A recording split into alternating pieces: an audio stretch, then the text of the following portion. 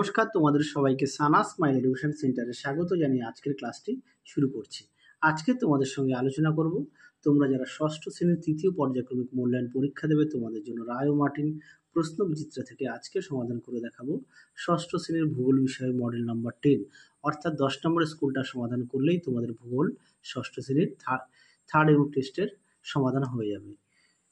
চলো দেরি না করে মূল বিষয়ে যাওয়া যাক। প্রথমে দেখো এক জায়গায় প্রশ্ন আছে, পৃথিবীর যে পথে সূর্যের চারদিকে ঘুরে তাকে বলে, সঠিক উত্তর হবে কক্ষপথ, অপশন বি। পরবর্তী প্রশ্ন দেখো, দুই দাগের সূর্যাস্তের ঠিক পরের সময়কালকে বলা হয়, সঠিক উত্তর হবে গোধূলি, অপশন সি। পরবর্তী দেখো তিন দাগের পূর্ণবৃত্ত হলো, সঠিক উত্তরটি হবে সুমেরু বৃত্ত রেখা, অপশন বি। পরবর্তী দেখো কি আছে, চার দাগ, ভারতের প্রমাণ সময় যে দ্রাঘিমা অনুসারে হয় তা হলো, সঠিক উত্তর হবে অপশন বি, 82 ডিগ্রি 30 মিনিট পূর্ব। পরবর্তী দেখো, বায়ুর আর্দ্রতা মাপক যন্ত্রটির নাম, সঠিক উত্তর হবে হাইগ্রোমিটার, অপশন ডি। পরবর্তী দেখো ছয় দাগের প্রশ্নটা দেখে নাও, সঠিক উত্তর হবে অ্যালবেডো, অপশন সি। তারপরে দেখো সাত দাগের প্রশ্নটা কি আছে, ফ্রিজ, এসি, রং প্রভৃতি থেকে নির্গত গ্যাসটি হলো, সঠিক উত্তর হবে সিএফসি। পরবর্তী দেখো, তাজমহল পাথর ক্ষয়ের কারণ, সঠিক উত্তরটি হবে অ্যাসিড বৃষ্টি, অপশন ডি। পরবর্তী দেখো, সাধারণত কথাবার্তার তীব্রতা, সঠিক উত্তর হবে 65 ডেসিবেল। পরবর্তী দেখো, ভারতের উচ্চতম পর্বতশৃঙ্গ, উত্তর হবে গডউইন অস্টিন বা K2। পরবর্তী দেখো, ভারতে বর্ষাকালে বৃষ্টিপাত হয়, উত্তরটা হবে অপশন এ, দক্ষিণ পশ্চিম মৌসুমী বায়ু। পরবর্তী দেখো, পলিমাটি দেখতে পাওয়া যায়, সঠিক উত্তরটি হবে প্লাবনভূমি অঞ্চলে, অপশন ডি। পরবর্তী দেখো 13 দাগ, পার্বত্য অঞ্চলে বেড়াতে গেলে যে গাছ বেশি দেখতে পাওয়া যায় তা হলো, সঠিক উত্তরটি হবে দেবদারু। পরবর্তী দেখো, একটি পানীয় ফসল হলো, সঠিক উত্তর হবে চা।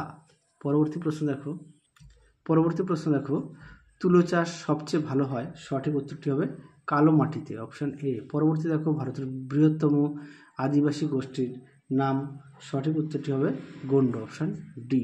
পরবর্তী দেখো, ম্যাপ শব্দটির অর্থ, সঠিক উত্তরটি হবে কাপড়। পরবর্তী দেখো, মানচিত্রে কৃষি জমি দেখানোর জন্য ব্যবহার করা হয়, উত্তরটি হবে নীল, অপশন সি।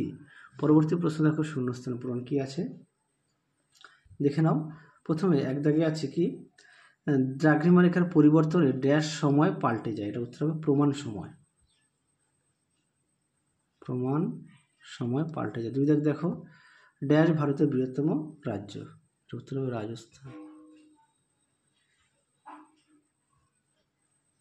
পরবর্তী দেখো কি আছে, মানচিত্রের দূরত্ব ও বাস্তব দূরত্বের অনুপাত হলো, তোমরা লিখবে 10:।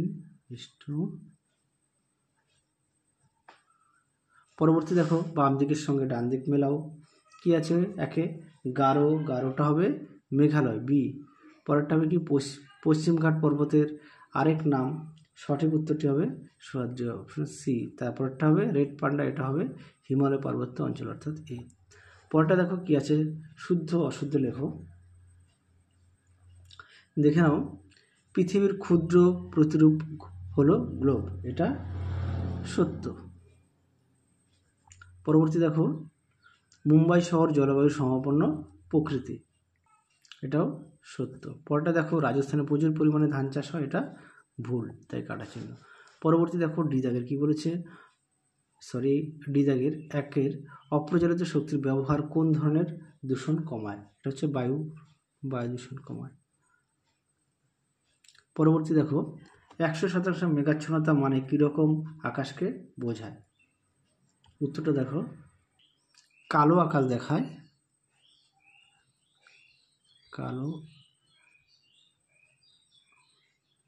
আকাশ। তারপরে দেখো, বৃষ্টি হওয়ার সম্ভাবনা বেশি।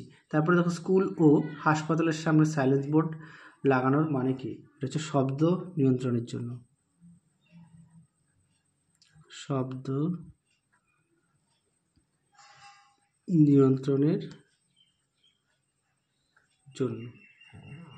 তারপরে দেখো, এবার আমরা 4 দাগের প্রশ্নগুলো দেখবো। 4-এর একে কি আছে, মহাবৃত্ত বলতে কি বোঝো, উত্তরটা দেখো, দেখে নাও মহাবৃত্ত বলতে কী বোঝো, এখান থেকে এই অবধি উত্তরটা লিখবে। পরবর্তী প্রশ্ন দেখো, গ্রাম অঞ্চলের তুলনায় শহরের শব্দ দূষণের তীব্রতা বেশি হয় কেন? দেখো প্রশ্নের উত্তরটি।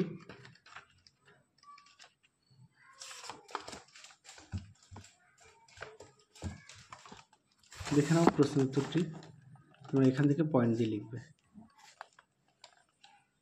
পরবর্তী প্রশ্ন দেখো কি আছে, কাকে বলে? দেখে নাও প্রশ্নের উত্তরটি।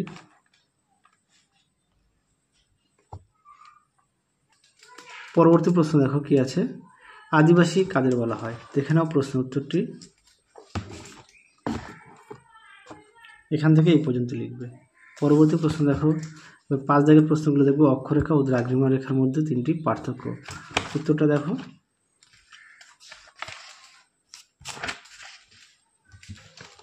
দেখে নাও অক্ষরেখা ও দ্রাঘিমা রেখার মধ্যে পার্থক্য।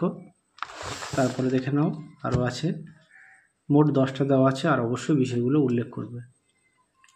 পরবর্তী প্রশ্ন দেখো, নিরক্ষীয়তল ও কক্ষতল কাকে বলে? উত্তরটা দেখো।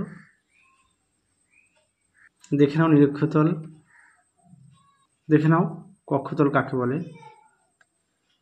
পরবর্তী প্রশ্ন দেখো, আন্তর্জাতিক তারিখ রেখা সম্পর্কে যা জানো লেখো। উত্তরটা দেখো। দেখে নাও প্রশ্ন উত্তরটি।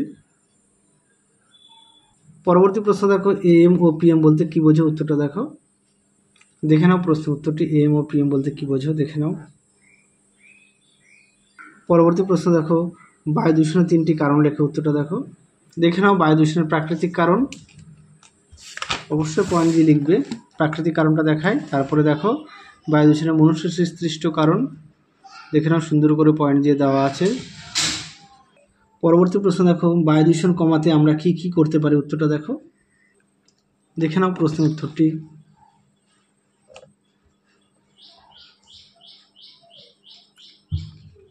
পরবর্তী প্রশ্ন দেখো,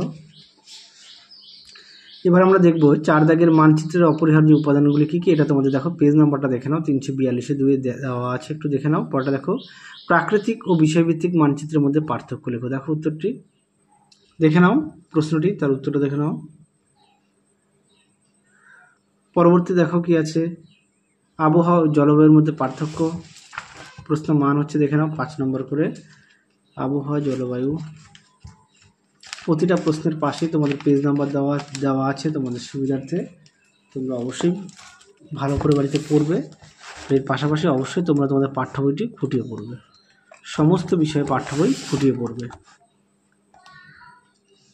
পরবর্তী প্রশ্ন দেখো কি আছে, গঙ্গা নদীর উৎপত্তি কোথা থেকে? মৌসুমী বায়ু 2টি বৈশিষ্ট্য লেখো। আচ্ছা, প্রথমে গঙ্গা নদীর উৎপত্তিটা দেখাই। দেখে নাও, গঙ্গোত্রী হিমবাহের গোমুখ তুষার গুহা থেকে উৎপন্ন হয়েছে। পরবর্তী প্রশ্ন দেখো কী ছিল, মৌসুমী বায়ু 2টি বৈশিষ্ট্য লেখো। দেখো উত্তরটি। দেখে নাও বৈশিষ্ট্য দেওয়া আছে, মোট দেওয়া আছে 6টি, তোমাদেরকে 2টি লিখতে বলছে, তোমরা একটা বেশি লিখবে। পরবর্তী দেখো কি আছে, ভারতের মৃত্তিকা সংরক্ষণের 2টি পদ্ধতি লেখো। দেখো প্রশ্ন উত্তরটি। দেখে নাও মৃত্তিকা সংরক্ষণের পদ্ধতি সুন্দর করে দেওয়া আছে, মোট 9টি পয়েন্ট দেওয়া আছে। চলো পরবর্তী প্রশ্ন দেখো, 3 দাগ, অরণ্যের উপকারিতা লেখো। দেখো উত্তরটি। দেখে নাও প্রশ্নের উত্তরটি। দেখে নাও। পরবর্তী প্রশ্ন দেখো, যে কোনো 2টি ভেষজ উদ্ভিদের নাম লেখো। উত্তরটা হবে কালো মেঘ, আর এটা হচ্ছে নিম পাতা। পরবর্তী দেখো 4 দাগে, ঝুম চাষ কাকে বলে? দেখো প্রশ্ন উত্তরটি। দেখে নাও প্রশ্ন উত্তরটি, ঝুম চাষ কাকে বলে। পরবর্তী দেখো প্রশ্নটি কি আছে, ভারতে গম চাষের প্রয়োজনীয় জলবায়ু ও মৃত্তিকা সম্বন্ধে আলোচনা করো। দেখে নাও গম চাষ। দেখে নাও, এই পর্যন্ত লিখবে। আচ্ছা, ধান চাষটা একেবারে দেখে নাও, পরীক্ষায় আসার চান্স অনেকটাই বেশি। তোমাদের খুব শীঘ্রই আমরা সাজেশানও দিয়ে দেবো, দেখতে থাকো আমাদের চ্যানেলটি। তাহলে চলো, তোমাদের 10 নম্বর মডেল সেট পর্যন্ত দেওয়া ছিল ভূগোল বিষয়ে 6ষ্ঠ শ্রেণীর। আমরা 10 নম্বর মডেল সেটের সমাধান করে দেখিয়ে দিয়েছি। তাহলে চলো আজকের মতো এখানে সমাপ্ত করছি। আবার দেখা হবে খুব শীঘ্রই তোমাদের পরবর্তী ভিডিওতে। তোমরা সবাই সুস্থ থেকো, ভালো থেকো। আজকের মতো টাটা।